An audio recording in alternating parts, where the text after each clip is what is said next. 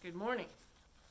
So this morning before I got functioning, I looked at my business page feed, which shows all people that I'm following or whatever.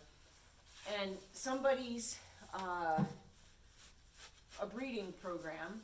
They were showing like a previous year's live birth, and I was watching. I was watching it, and I was watching how they did intervene, and the gentleman was pulling the baby out. And at first, it was during a contraction. At first, it was while she was pushing. And then the mare wasn't pushing anymore. Clearly, the contraction had passed. The mare was trying to rest.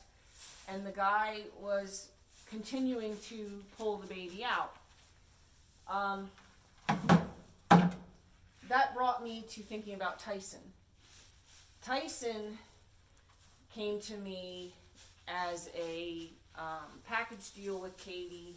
He's got a long history of trainers trying to start him. We're unable to start him.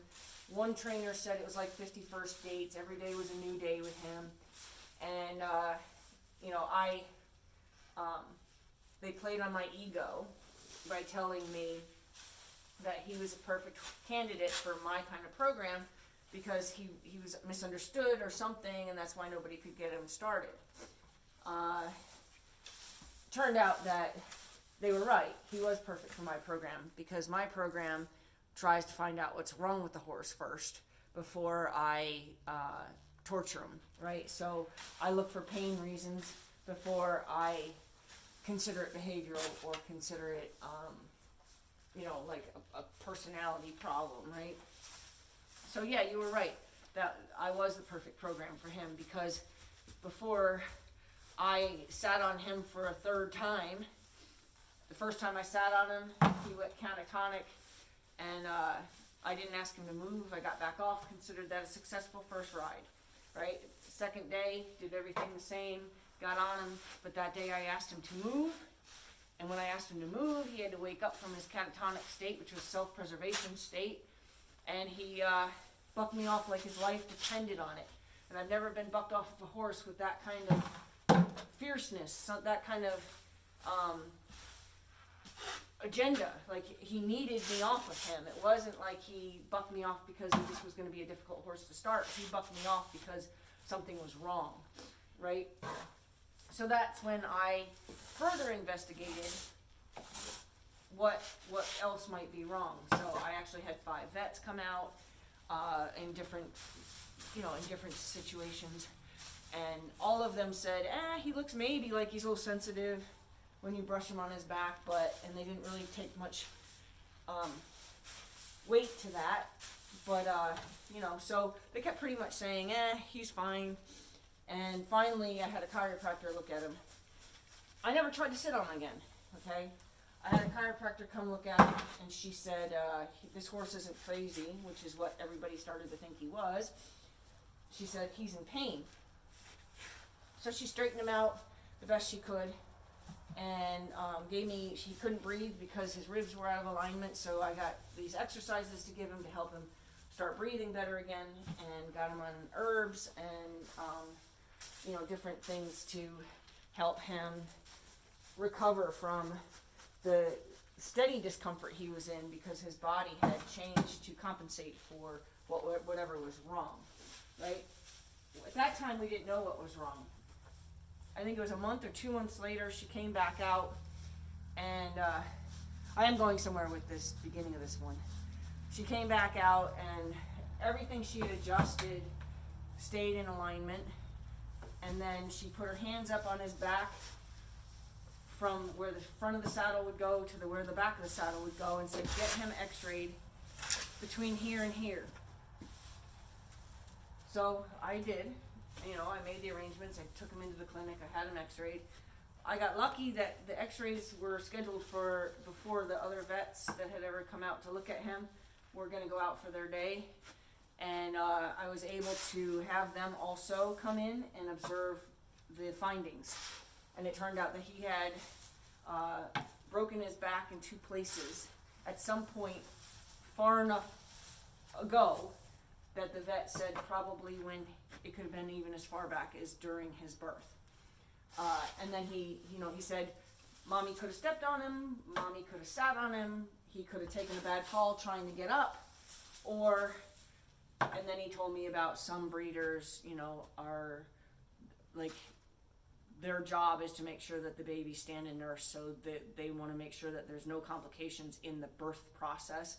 So they tend to intervene when the mommy could have done it on her own. And he said this kind of injury happens when a foal is pulled against a contraction. So when the mommy's not trying to push, the mommy's not feeling the urge, or the body's not trying to push the baby out, and somebody's out there trying to tug it out anyway.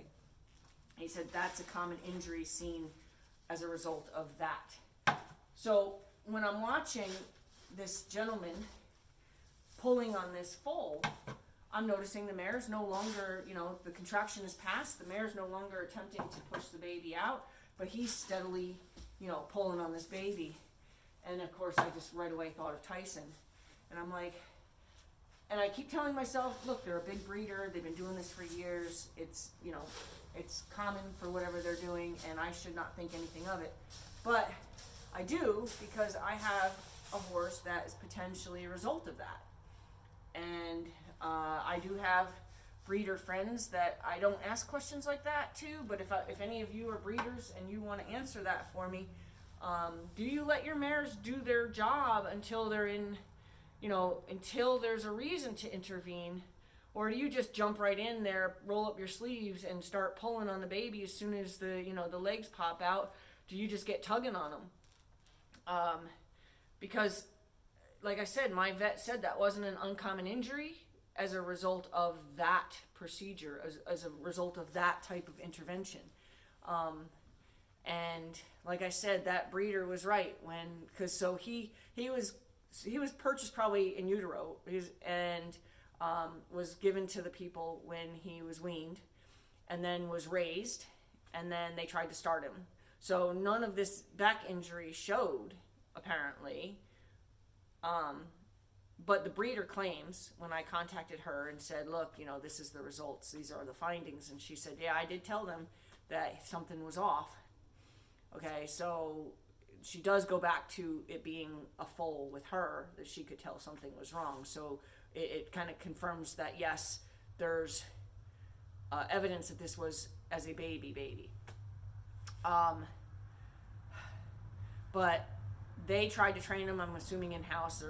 They're a big showing outfit, so I'm sure they have professional trainers in-house. It didn't work. They sent him out to be trained to a different trainer, probably somebody a little more cowboy, and didn't work. Then they gave him back to the breeder. She tried in-house, didn't work. Sent him out, didn't work. And when I came looking for a foal for myself, she said that he was this perfect horse for my kind of program. Because when I look to purchase a horse from somebody, I tell them about myself, what to expect your horse, where your horse is going, what kind of training your horse is going to go undergo, what kind of care your horse is going to be given, and et cetera, et cetera. So she looked at who I was and, like I said, played on my ego and said, I have another horse here that would be perfect for your program. I'll throw him in as a package deal. And basically she was dumping him. Because he wasn't catchable anymore. He was out in a field with 15 mares with a halter that was too tight because they couldn't catch him anymore. So he had grown since he was returned, and his halter was too tight now. It wasn't like grown into his face or anything like that, but it was definitely a halter that should have been switched out to a larger one. And they wanted me to take him. So I did 6 months of work of just trying to get him not so afraid of people, because he was terrified of people. We called him Snorkel at one point, because every time you walk in the barn, all you had to do is walk in the barn, and he'd throw himself against a wall and snort, and he'd snort every time you moved in the barn. Even if you'd been in there for an hour with him, he'd snort at every movement.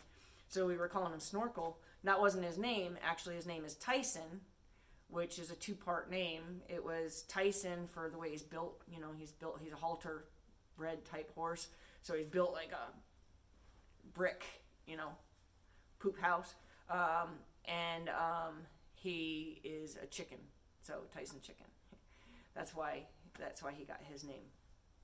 But anyway, after 6 months, he finally trusted me to do pretty much anything to him. So I knew I was ready to start trying to start him. And like I said, the second day, he bucked me off like his entire life depended on it. Like clearly was like somebody, hit him with a cattle prod. It was like that big of a deal. Like it was full on throw me into the rafters. So I've never been thrown like that when I've done my due diligence, I've never been thrown like that. So I knew something was wrong. It wasn't a lack of training. It wasn't a lack of exposure. It wasn't a lack of preparing him. So that's when I did my research with the vets and started really trying to find out what was wrong with him. So you know what? The breeder was right. He was perfect for my program, because the day we found out what was wrong with him, which is what I set out to do instead of continuing to hurt him or assuming he's crazy, I promised him he'd never be hurt again. He was 3.5 at the time, and he's going to be 21 this year in April. So I've promised him nobody would ever hurt him again, and I've kept my promise all these years. So yes, you were right. I'm not speaking to her. I doubt she follows anybody on Facebook, but yes, you were right. He was the right horse for my program. Have a great day.